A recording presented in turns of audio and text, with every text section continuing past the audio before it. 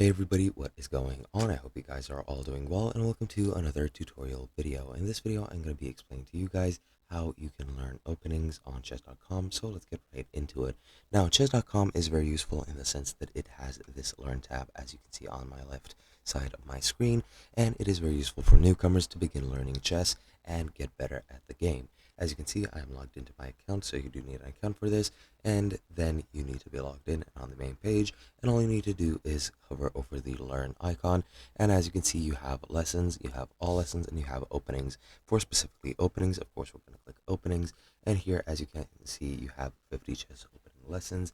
You have Alka King's defense, you have the Benko Gambit, the Benoni defense, etc., etc. There are in total, as it said, 50 lessons by the chess.com coach, and you can just hit start and start learning the openings like this. For other things, you can go and search all lessons or just lessons, and it'll be very useful for you. But in essence, that's pretty much it. Hope you guys enjoyed, and I'll be seeing you guys in another video.